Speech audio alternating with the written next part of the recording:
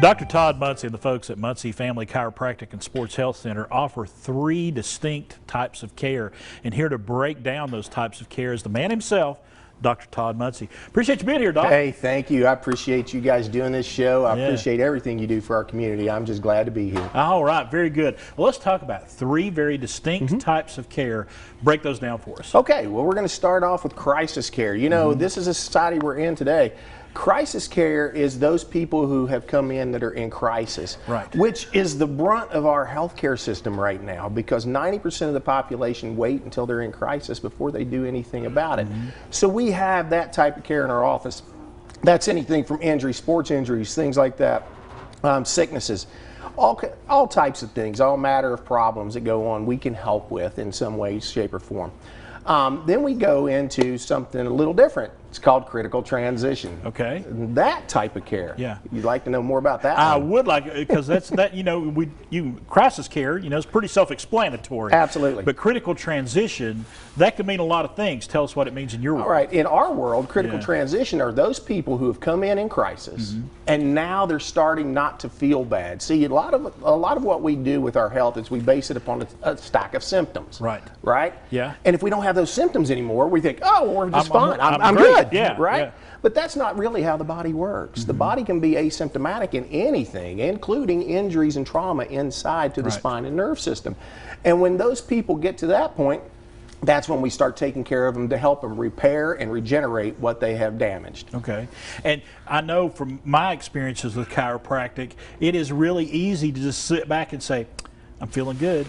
I'm feeling good. I'm just going to leave things alone, you know, but that may not be the best course of action. You may need to get in there and get adjusted and get those things taken care of on a constant basis. Absolutely, you know, and that's where we get into something called lifestyle care. Right. Lifestyle care is where we want to maintain what we attained. You know, if you go get your car fixed, say something like that, you don't just drive it until it breaks down again, right? Especially if you say you blow the motor in your car. And from not changing the oil. When you put out that kind of money to fix that motor again, you'll start to change the oil over and over. And that is to give yourself some kind of maintenance on the car. And that's what we call lifestyle care in our office. We want to maintain what you attain and teach you healthier habits to keep you living 70, 80, 90 years healthy.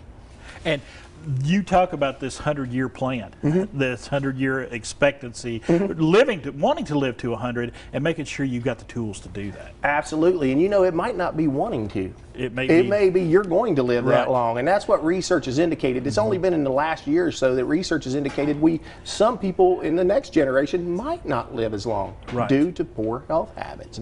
But right now, what we're looking at is a generation of people who didn't plan to be the age they are.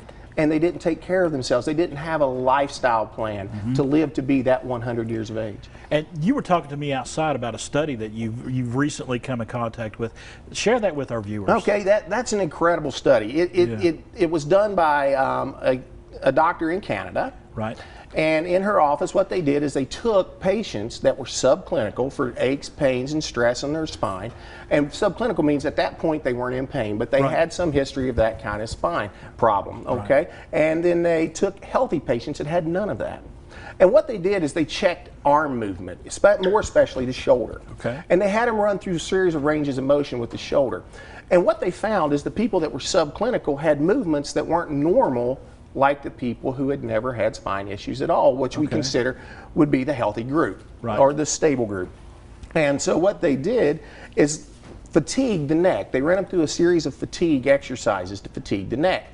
And what they found was that when you fatigue the neck in the healthy population or the control population, their shoulder patterns changed to match the people who were already subclinical, you know, not in pain at the moment, but subclinical had it before.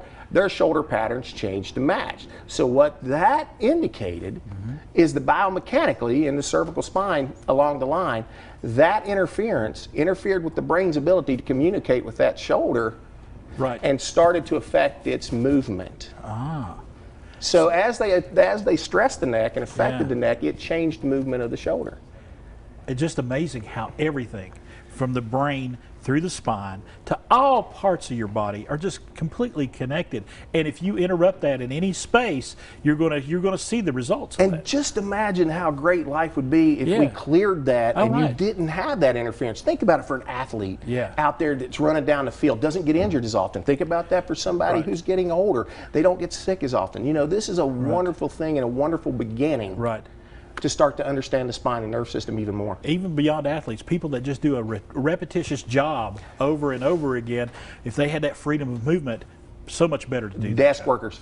You know, that we call them the business athletes. They sit at their desk all day long, and man, if we can change that, we can save a whole lot of headaches, stress, anxiety, and things of that nature in their body. All right, Dr. Todd Muncy, thank you. I learned a lot today. I really did. That was fantastic. Great information. It is Muncy Family Chiropractic and Sports Health Center. They're located on Moore Street in Bristol. If you've got an issue, talk to him. Give him a call. Check out their website as well. The preceding portion of Daytime Tri-Cities was sponsored by Are You